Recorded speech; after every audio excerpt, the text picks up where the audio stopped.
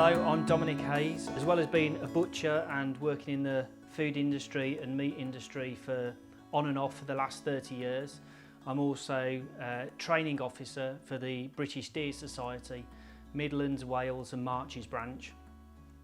I'm here today with the NGO in partnership to break down the carcass of a roe deer into cuts that can then be frozen, cooked, barbecued. I'll take you through that and see what you think. Right, to get started on this, I'm going to take the haunches off first and then we'll process those later. We'll take the shoulders off next and then the best part of the animal, the prime cut, which is the loin, which is running along the back. So to start with, now I'm not going to use a saw on any of this animal, so this is how accessible it is in your kitchen, if you want to do it in your kitchen, or if somebody's been out shooting and it's in their garage for their own personal consumption, this is how it can be done. So we've got the haunches here. We'll trim back the flanks. And then what we're going to do is, just here is the hip bone. That's the point of the hip bone. We're going to put the knife in at a slight angle, running back towards the spine. We'll come in here like this. And then what we'll do is we'll get the last joint of the vertebrae where the tail starts. We've taken the haunches off and I'll put those to one side now and we'll process those later. What we have now is we've got the loin of the animal, the flank, or what would be breast of lamb, so the breast of the animal, and we've got the shoulders. What we're going to do is work down here. You've got the shoulder blade running here. We're going to come through the spine, cut down, and again this is all, no need to have a saw, so I'm not going to take the neck off.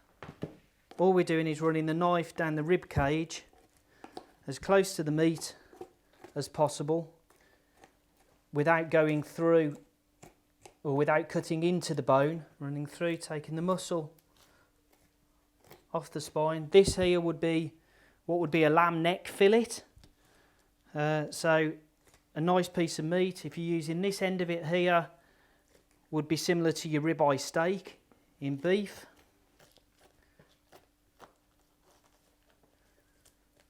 Again, all we're doing is taking this shoulder off and then we'll process that later. So take everything off what I'd call the frame of the animal. There's one shoulder off. So on this animal, it's been shot in the shoulder, a little bit high. But the best practice guidelines is a heart-lung shot.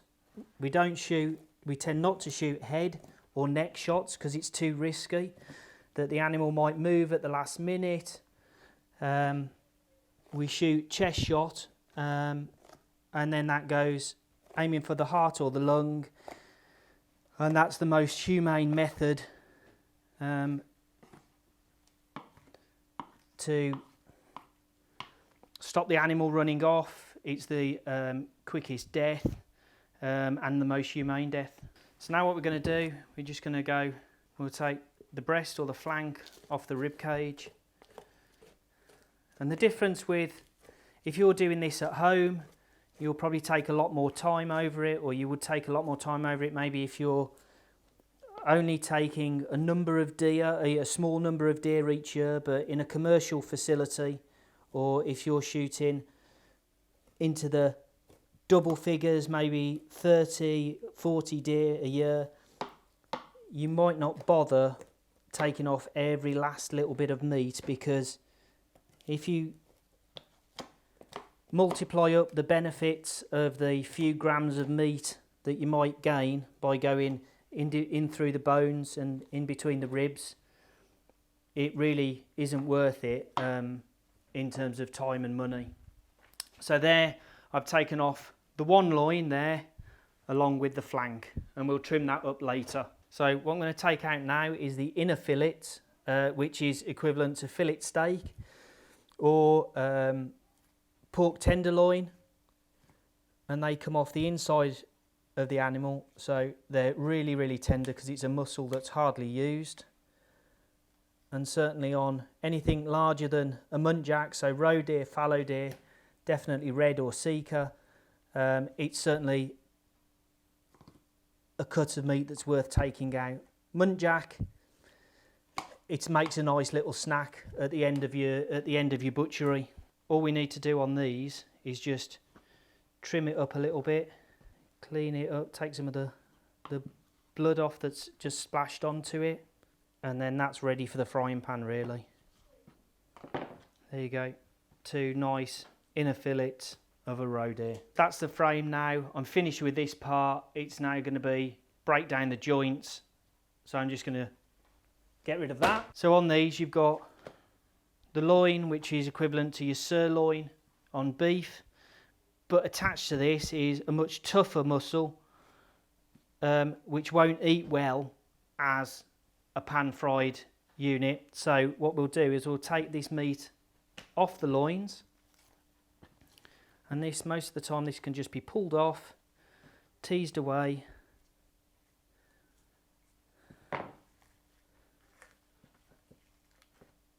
and then we can trim that up later. But there's your flank meat. There's one loin, so I'll just leave that one there. On to the second one. Getting a little bit of blood splash there, so I'll trim that out. But again, most of the time this comes away relatively easily and you can just pull that free. Again, more flank meat there. That will go for mince and can go into burgers or sausage. What we've got here, we've got 2 loins. We've got the silver skin on it, which is a tough tendon membrane. What we need to do is take that off. So what I've always done is taken this off with the silver skin up. There's a lot of people that take it off with the silver skin down, so it is personal preference, and it's whichever really works best for you. But it does need to come off, otherwise it won't be an enjoyable eat when you put this in a frying pan and it all shrivels up because the tendon has tightened up so much. But all you need to do is run the knife along the tendon, pushing it up, and what you're aiming to do is cut through it and leave as little meat on it as possible. So this is the prime cut, the most valuable cut, and the one that everybody wants. So there you can see I've taken that off, and other than that little bit there, that's pretty clean. If this is for yourself, or if it's for a restaurant, you might trim it up completely differently. If you're Mike Robinson, you'll be taking all of these bits off and making sure that there is absolutely nothing that you wouldn't be happy to eat for yourself. But all of this is still good stuff and can go into your sausage meat or your burger meat. So there we have 2 nice loins and 2 nice inner fillets, pretty much ready for the oven, or ready for the frying pan, should I say. Okay, so now what we'll do is we'll go through the flanks of the animal, or the breast, as it would be if it was a lamb. And what we're going to do is we're going to trim off some of this connective tissue. If you're going to put it into burgers, I only put quality meat into the burgers. There's nothing worse than if you put and you don't trim some of the gristle out of the meat. Because you're cooking your burgers or your sausage relatively quickly, it doesn't have chance to break down that connective tissue. So what we do is I take that off, trim it off, and it doesn't take much, but it just means that you end up with a much better quality product at the end of it. So there's one trimmed flank or breast. I'm just going to slice it up, ready to go through the mincer.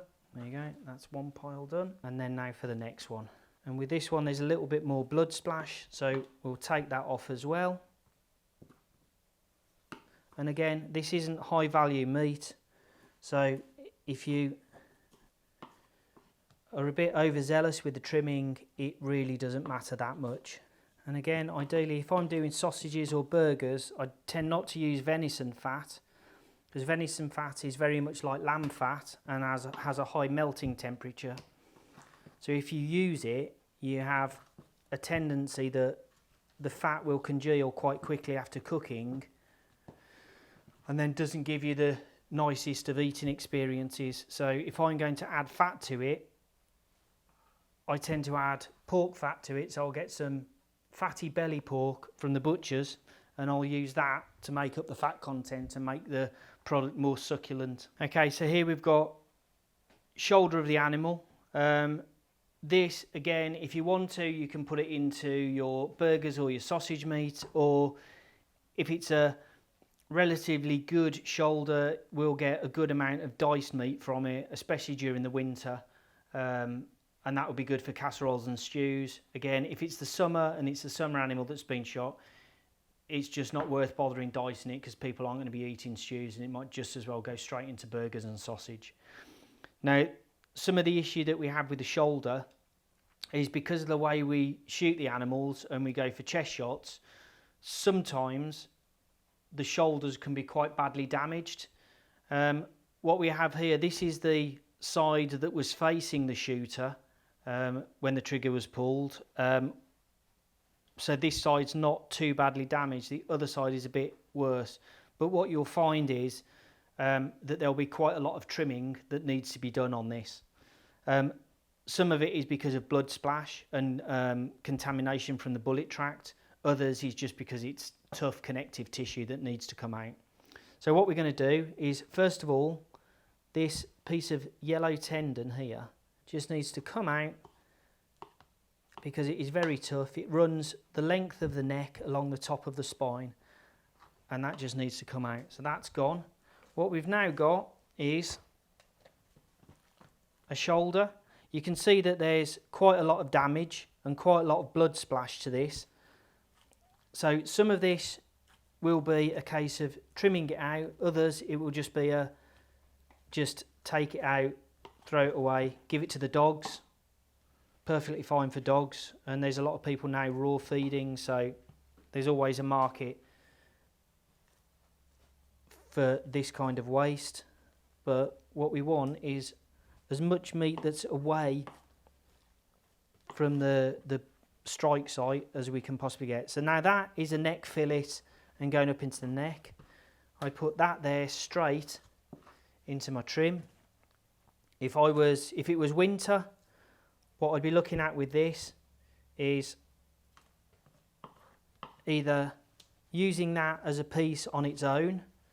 That would be your neck fillet if it was lamb, and that pan fries really, really nicely. Or if you haven't got a market for that, just cut it, dice it, but you've got a very, very lean muscle there that's perfect for casserole. Okay, so back to the shoulder as it is. What we're going to do is we're going to take this off the bone. We can't, with either of these shoulders, we can't bone and roll them, unfortunately, because of the damage that they've sustained. However, what we can do is take it all off the bone, and we're just following what would be the forearm or the front leg of the animal. Taking that through, and we're just going to take the meat off that foreleg.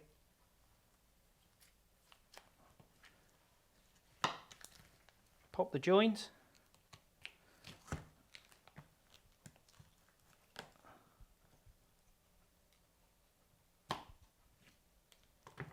There you go, that's one bone out. And then what we have here, we have a bone there which would be your bicep, and then we've got another much bigger bone here, flat bone, which is the shoulder blade. Now at the moment there's quite a lot of damage to this, so I'm not sure what I'm going to see when I cut into it. So what I'll do is I'll try and keep away from the damaged meat as best I can. And all we're doing is taking this meat off, working back towards the joint, the shoulder joint, and then what you can see here is just there is the ball and socket joint. If you run your knife through there, and then that's that. Now if you're doing 1 or 2 deer per year, you might want to take the time trimming that up for your burgers. But if you're doing lots of these, really isn't worth it for the few grams of meat. Okay, so what we'll do now is we've got the flat shoulder blade to take out here. So on this side of it, it's flat, but we know that there is going to be a little bit of damage there because of the path of the bullet. So we'll trim this muscle back here because we know that's good. That's good, and it's not damaged, and we've already trimmed that up. So that there is good, and that can go straight into our trim pile. What we've got now is the shoulder blade, which we're going to take out. And what I'm going to do here is just take out this whole area here, which is where the bullet went in. So that's the area where the bullet went in, and then that's what we're taking out because it's not very good meat, it's contaminated, it's got blood splash in it, and it just won't be good eating. So take it out. It doesn't even go into burgers or sausage. And then all I'm doing on this is just trimming this up, taking off anything that you don't like the look of. That one's straight into mince. And then what you've got on the shoulder blade here, if I take this thin muscle off, that can go straight into trim. What we've got here is we've got a large ridge on the shoulder blade, and just on this side of the shoulder blade is a little knobble just here. So what we're going to do is we'll go over that,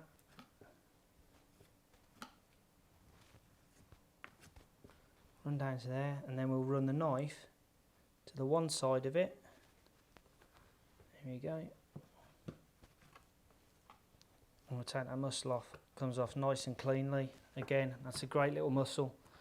That will go nicely into diced, and then again come down the other side of that ridge.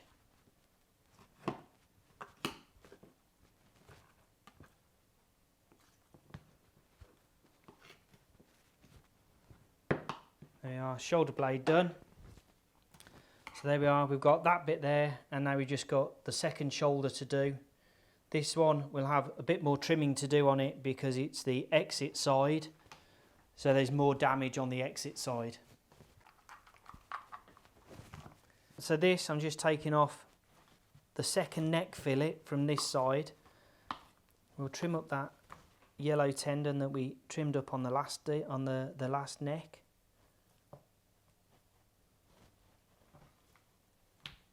So we'll take that out, and then what we can do is we can just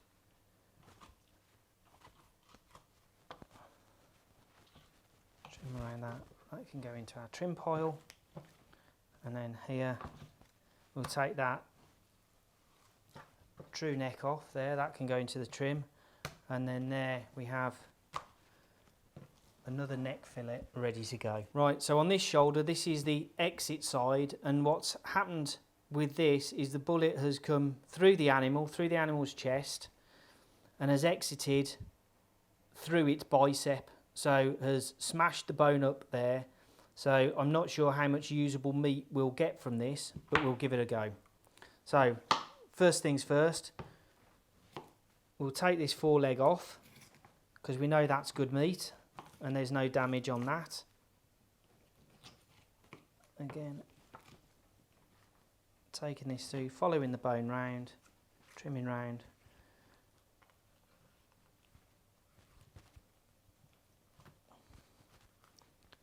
Through the joint.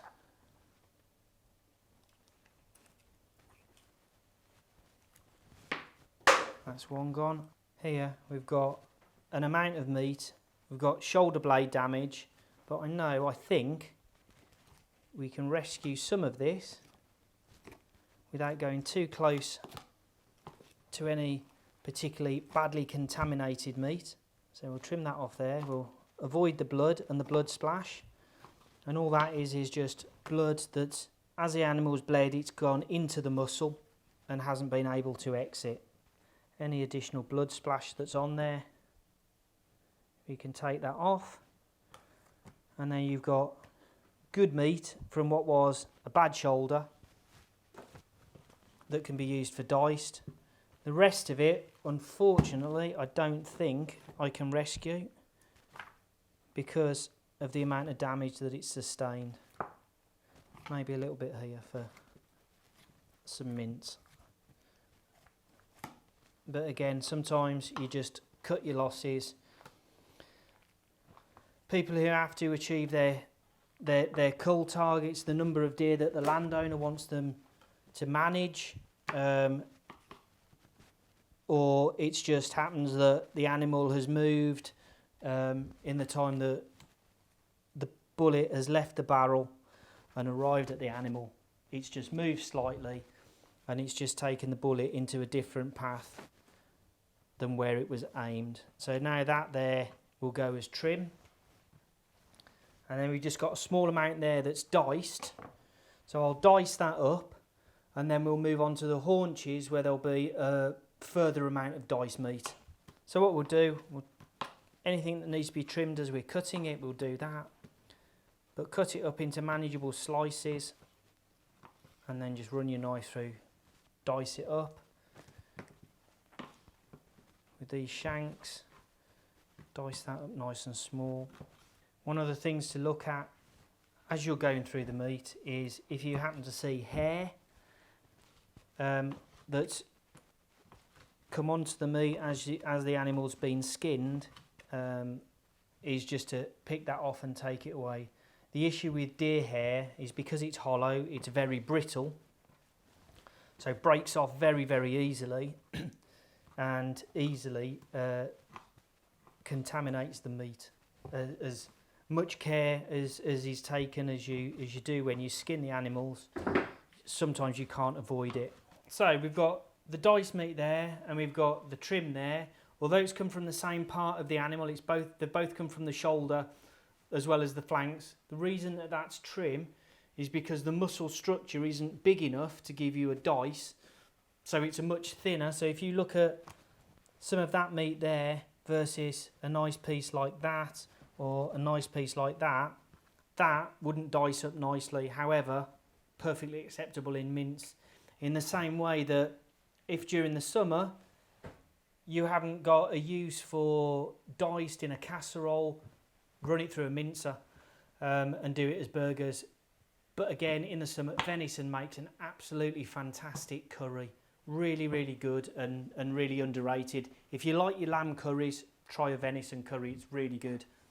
So now what we're going to do is move on to the haunches.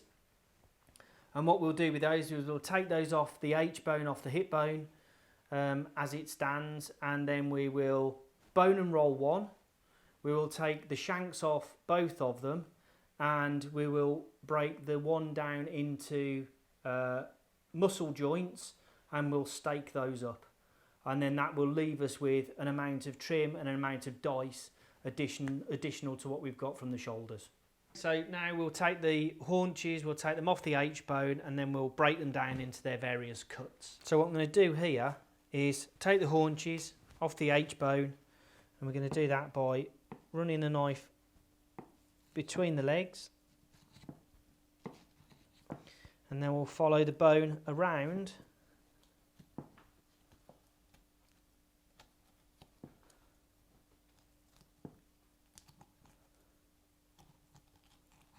and we'll go from one side to the other because it makes it much easier than trying to take one side off and then attack the other side. If you do them both at the same time and you do a little bit on one side, a little bit on the other, it stays nice and balanced and just makes it easier and safer as well. So we've got the hip joints opened up here now. We're just going to go through the two tendons or two ligaments that keep the leg attached to the hip. Still just paring the bone away or paring the meat away from the bone.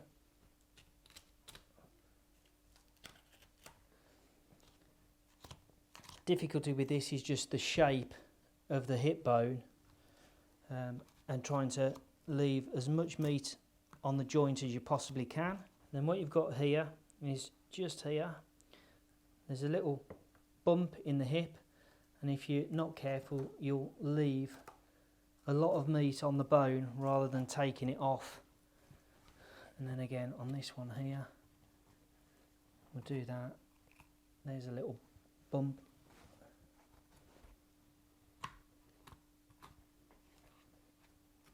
There you go, on relatively clean hip bone. So now what we're going to do is we'll take the two shanks off here, and this is probably the only part of the animal where I would use a saw, and that's just to trim up this part of the bone here. But what I'm going to do is we're going through this joint. So this is your knee joint.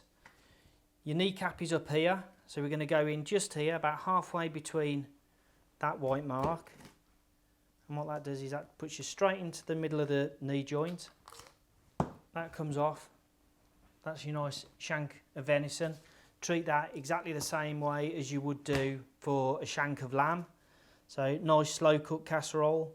Again, same again here, halfway between the two.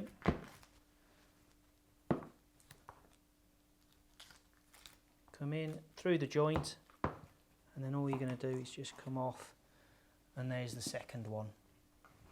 So now we've got two haunches, and we will attack both of them slightly differently. We'll bone one out and we'll roll it, and then we'll take the other one and we'll break it down into its muscle groups and cut it for steaks.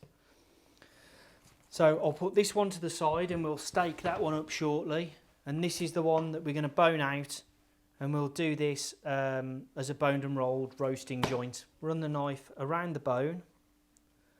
On here you've just got a little bit that sticks out at the top of the hip, and you just need to free that up a little bit.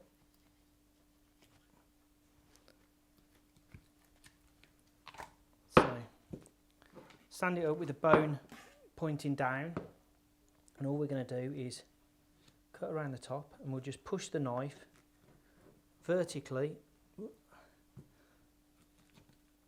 and we'll just run the tip of the knife down the bone, and you're keeping the knife as close to the bone as you can. You're not digging into the bone, but you're also not digging into the larger muscle structure of the leg.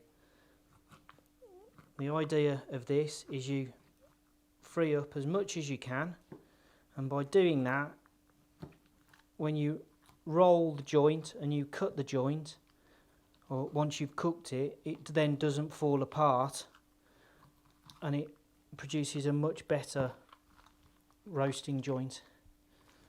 Then we'll go from this end now, and we'll just free that up. We'll take that out, and all we'll do is we'll just pull the bone out like that. And then what we've got to remember here is you've got your kneecap. So you can take that out with the leg joint, but I wanted to show this separately so that you can see where the kneecap is in relation to the rest of the cut of meat.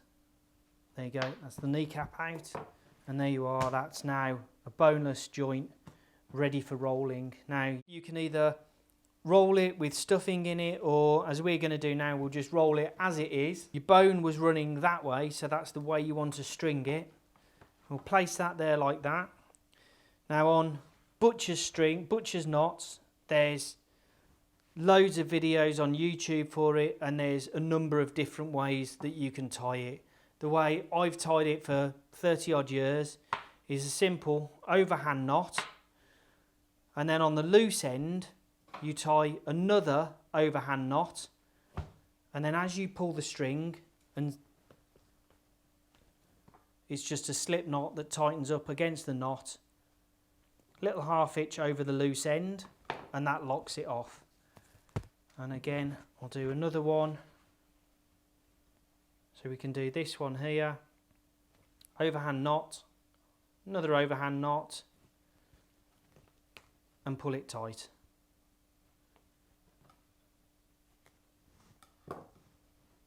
And then on this one,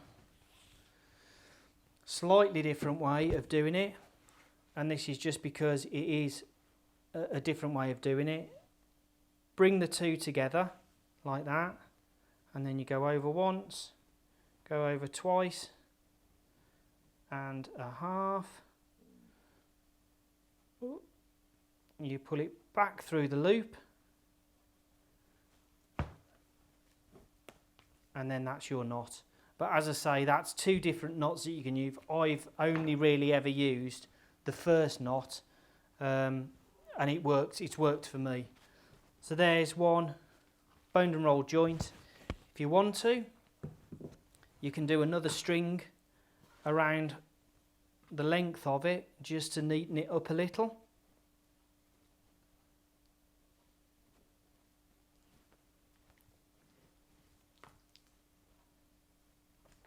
Again, don't pull it too tight because otherwise you'll be squeezing all the meat out of places that you don't want. So there you go, there's one boned and rolled haunch. So this is the second haunch, and what we're going to do with this is we'll stake this up so that you can see how when you break down the muscle groups, how you can use the same cut to do a different job. So this one we're not tunnel boning it, and we don't need to tunnel bone it because we're going to break the muscles down into their separate groups anyway. So on that one I've taken the thigh bone out with the kneecap still attached because it's easier to do so. And when it's like this, again take a little bit of excess meat off the bone and put that into the trim pile. That can go away. So what we have here, we've got 4 separate muscle groups. We've got this one here, which would be your rump steak.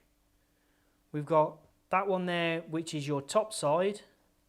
We've got another one there, which is your silver side. And then we've got what would be thick flank just there. And the thick flank would be the quad, which is the front of the thigh. So then we've got what would be the thick flank there. Silver side for obvious reasons, and top side here. So we'll split the top side and the silver side down. We'll run through that muscle there. This is the top of the shin, and we'll leave that on the silver side. And then we just run through, and you can break this through with your fingers. Go through that artery there. Run that through. That's how easy it is, and this is how easy the muscle comes apart.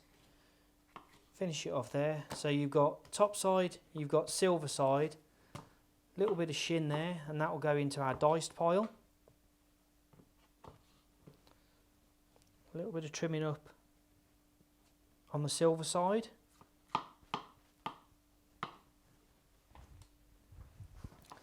So we'll take this silver skin off again.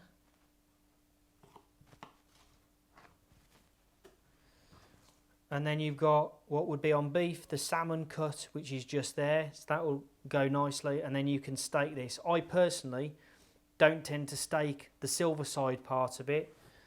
Not because it doesn't cut as a steak and it won't cook as a steak, more that it's quite a thin cut of meat, and when you actually steak it, it's quite thin. What I tend to do is I'll get another silver side and I will overlay it on the top and string it together. So for the top side, we want to take facing cut off it first of all. Decent thickness steak. Now this one we'll get 3 nice steaks. That one, it's really not worth bothering with a steak out of it. If it was for yourself, yes, you could make a steak out of it. You could cut it in half, trim that bit off, and then you could butterfly it. But if you're going to give it to somebody else or cook it for somebody else, why would you do that? You just, there you go, add that to your dice pile. So what you've got is 3 nice topside steaks. Then we have, again, what would be the thick flank. And we can trim this connective tissue off it.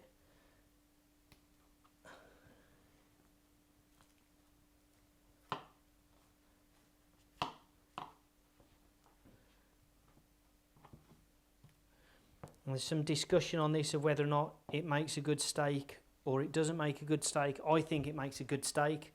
I've heard of other commentators that say it doesn't make a very good steak and it doesn't cook very tender, but I think it actually produces a lovely looking steak that pan fries equally as well as the top side or the silver side. So again, we'll take off a facing cut. 1, 2, 3. So again, we've got 3 nice steaks.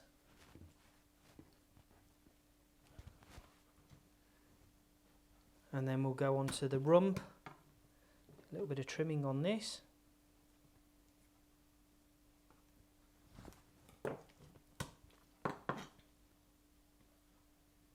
On this one, probably get 2 steaks. Pull that over to that side. There's 1.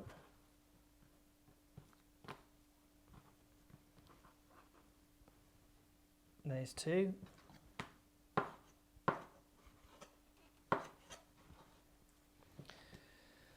Dice up the trim before I start the silver side. I'll stake the silver side so you can see what it looks like once it's been staked, but as I say, I prefer to add this to another silver side and then roll the 2 together. So there's your silver side. It is a lovely piece of meat, but again, we'll take a facing cut off, add that to the dice, and we'll get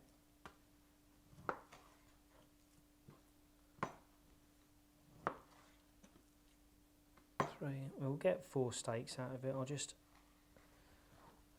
cut that last one,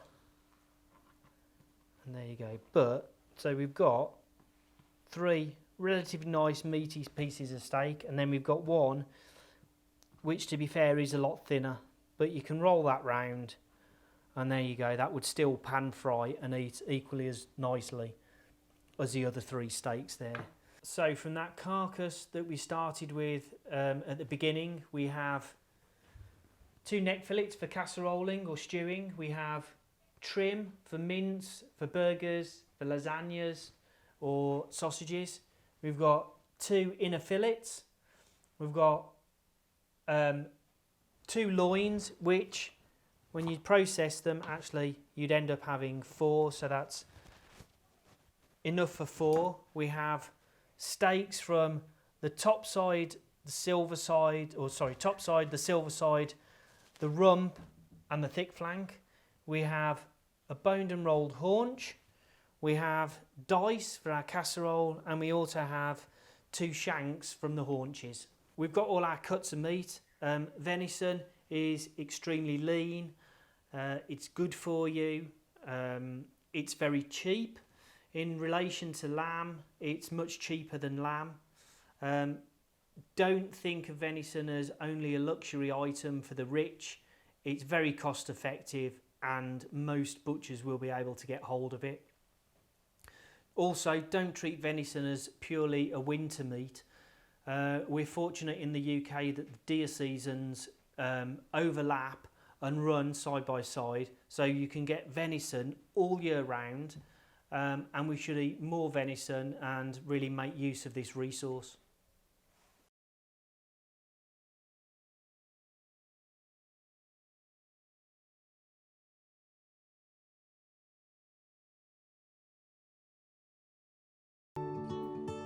Joining the National Gamekeepers Organisation is a choice for all shooters and gamekeepers. Help promote, protect gamekeeping, conservation and shooting as we know it today. Get on the front foot. Support an organisation that will defend what you love and we do. NGO membership comes with £10 million of third-party liability, a dedicated firearms licensing team, legal support, as well as many other members' benefits. Be part of Britain's biggest conservation movement.